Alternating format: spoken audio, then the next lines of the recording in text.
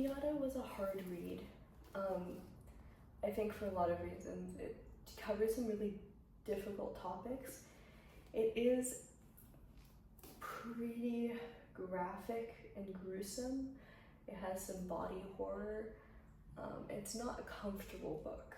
It's not the kind of book that is easy to get through.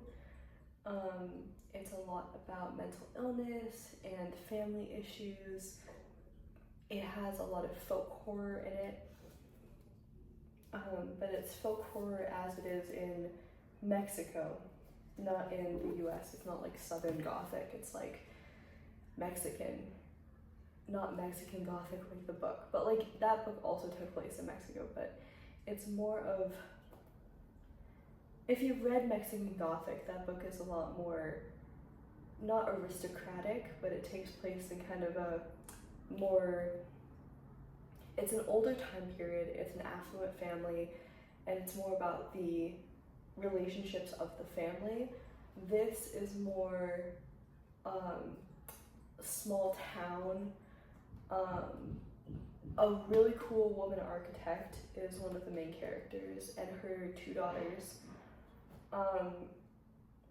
It's very much about how the piñata was created as an item, but then also a lot of local mysticism, legends, evil spirits, all of that is kind of worked into the book. So it ends up being very creepy, and it makes you kind of really worry for each of the characters.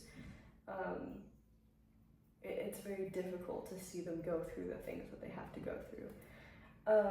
Let me just read some of the summary. It was supposed to be the perfect summer. Carmen Sanchez is back in Mexico supervising the renovation of an ancient abbey. Her daughters Isel and Luna are too young to be left alone in New York. They join her in what Carmen hopes is a chance for them to connect with their roots. Then an accident at the worksite unearths a stash of rare, centuries-old artifacts.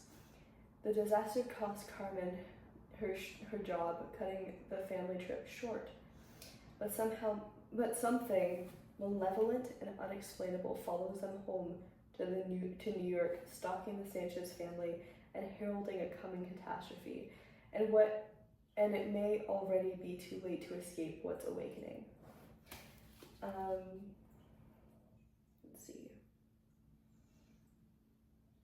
There's a lot of acclaim, but the backside says, "They were worshipped by our ancestors, now they are forgotten, soon they'll make us remember."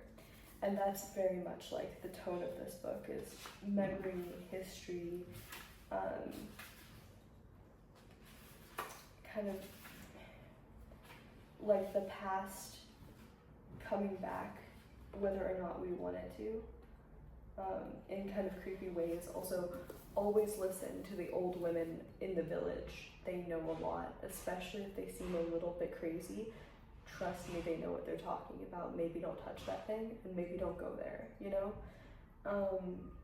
I think that it shows mental deterioration really well, like the descent into insanity, the descent into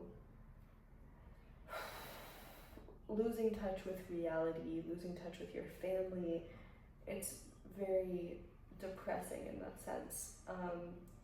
So if you have any issues with reading about mental illness, this might not be the book for you. It is a very kind of interesting insight into what it's like to be a woman in male-dominated fields, but also like what it's like to be a single mother. It has a lot of complicated intersectionalities.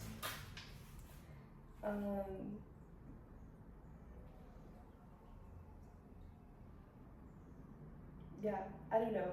I think this might also be a short video. It's a hard book, and it's also very small font. It's more difficult to read. I don't know. Moves with deserved confidence into Stephen King territory.